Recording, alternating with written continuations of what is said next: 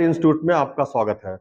यहाँ पर देखिए आज हम स्प्लिट एसी के बारे में बताने जा रहे हैं। देखिए ये स्प्लिट एसी है। स्प्लिट एसी का ये इंडोर यूनिट है। इंडोर यूनिट यानी ये जो कमरे के अंदर लगता है उसको इंडोर यूनिट बोलते हैं। इंडोर यूनिट की ये कॉइल है। इसका जो हिस्सा है खोल कर रख दिया गया है। यहाँ पर कहीं रखा होगा इसका हिस्सा। अब कुछ हिस्सा यहाँ पे रखा हुआ है और कुछ हिस्सा वो रखा हुआ वहां पर, वो देखिएगा वो इसका हिस्सा फिल्टर वगैरह रखे हुए हैं। अब यहाँ सामने से हवा को फेंकता है। यहाँ पर देखिए ब्लोअर है, ठीक है। ये देखिए ये घूम रहा है ना, ये यहाँ पे इसका ब्लोअर होता है, ठीक। और ये पूरा कॉइल है। कॉइल जो है इसकी कॉपर की है।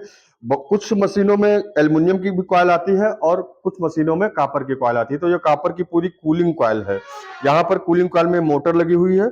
ये मोटर जो है इसमें 6 तार वाली मोटर है और इस मोटर को एसीपीजी मोटर कहा जाता है।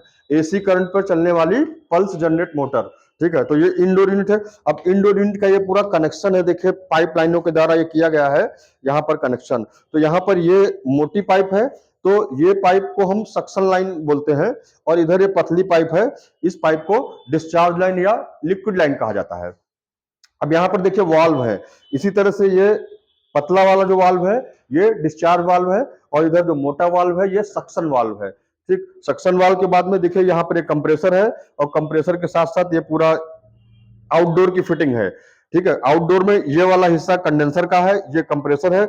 इधर ये फैन लगा हुआ है, पंखा लगा हुआ है, ठीक है। ये जो पंखा है, कंडेंसर में जो गैस चलती है उस गैस को ठंडा करने के पंखा लगाया जाता है। तो ये पूरी तरह से देखा खुला हुआ रखा हुआ है। इसके जो भाग हैं ये देखिए, कुछ हिस्सा इसका ये रखा हुआ है, आउटडोर का हिस्सा है और एक हिस्सा वहां पर रखा हुआ है। तो इस तरह से एक पूरी एसी सीरीज बनी हुई है जिसको हमने यहीं पर दिखाया है।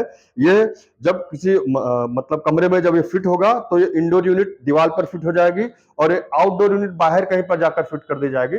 बाहर कहीं पर या तो इसको दीवार में फिट किया जाएगा बाहर, या छत पे फिट किया कर दिया जाता है।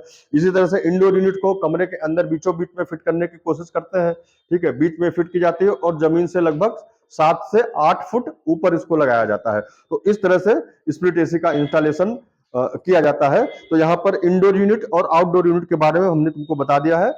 धन्यवाद।